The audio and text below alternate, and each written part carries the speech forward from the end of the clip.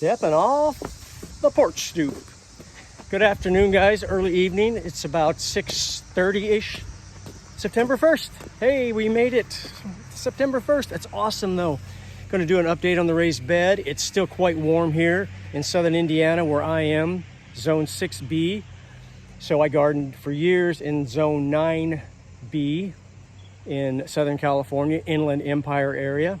So big influence off the Pacific Ocean, from the Pacific Ocean for us, as well as a little desert activity to the east of us that sort of combined to give a very long summer and low humidity type of growing environment. Here's zone 6B, 4 distinct seasons, but it's still going to be hot for a while. So let's do an update on the raised bed. So you can see I've got the shade cloth down to protect from the heat we're talking about. Still going to have those temperatures right into October probably, if it's anything like last year, the warmer temperatures. So I'm not using this to protect from cabbage moths like or bugs, like any kind of pest like most people do use this for. I'm using it to keep the heat off, and it seems to be doing a pretty good job. So today we're going to thin some carrots, and we're going to just give a general update on the raised bed. And we're going to talk about the lettuce. What happened to the lettuce?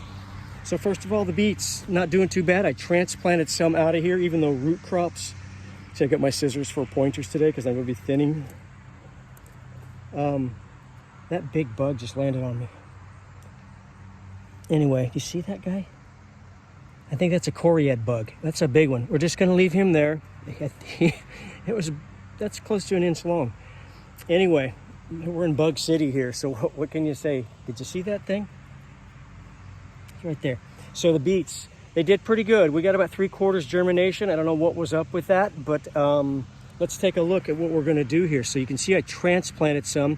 If you remember, each of these seed pods from beets produce 1 to 3 or 4 beets. So I snuck some of these out of these bunches and moved them over. Root crops in general do not like to be disturbed once you get them started.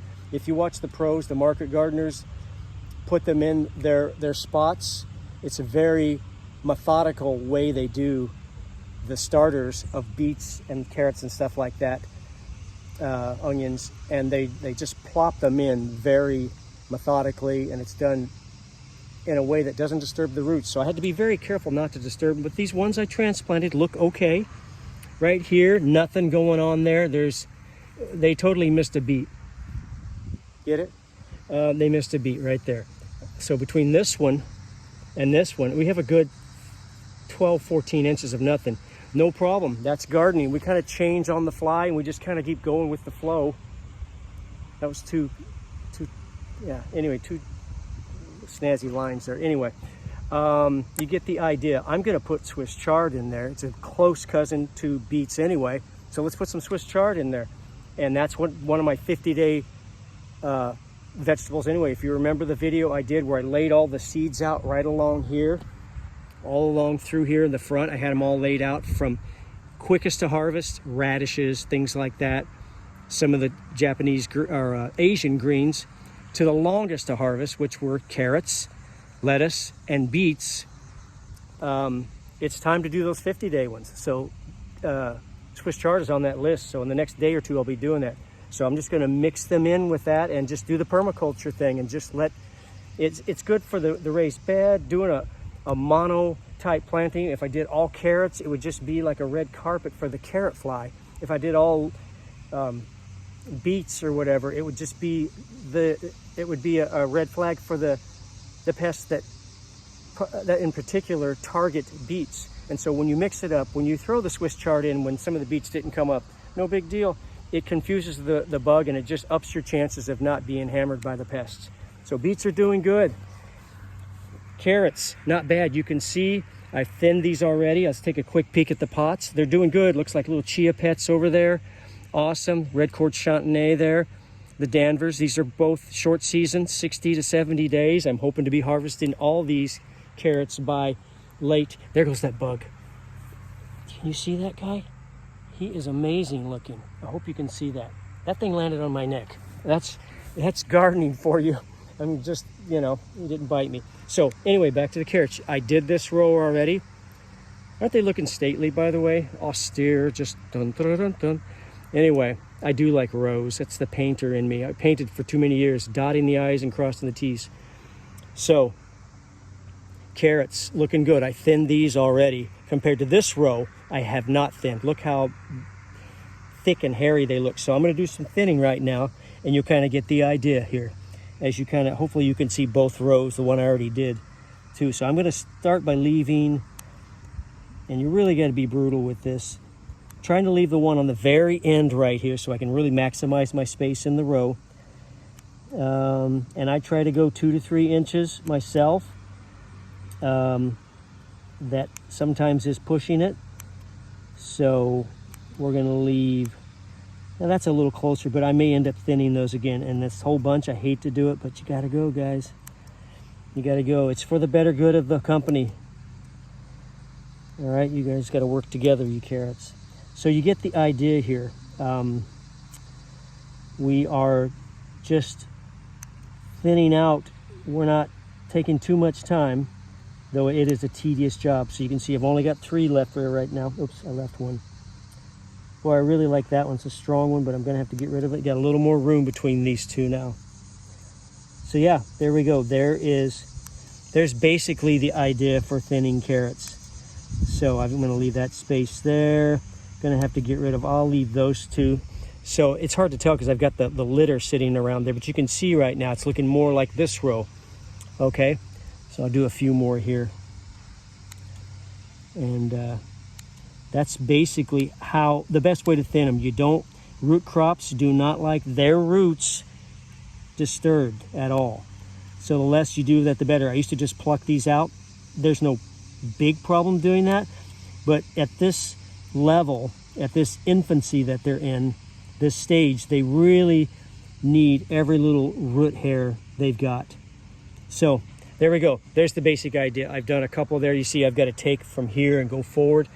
But that's what's going on. That's basically how I like to thin my carrots. These are looking really good, as you can see. Now let's move over here. What happened to the lettuce? Can somebody tell me? I think I know. One of 2 things. Either my seed wasn't viable. I used 2018 seed from California bean.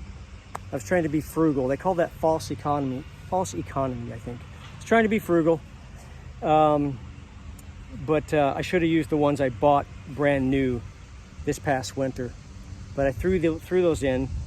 So this time I used, just as an experiment, you'll see up in the corner now what I've got going on. I've got 2 6-pack seedling trays, seedling dealies with a total of 12 lettuce in there. One from with the 2018 seed to see what it would do in a very controlled environment under the lights where my brassicas are now growing to be planted out in about a month.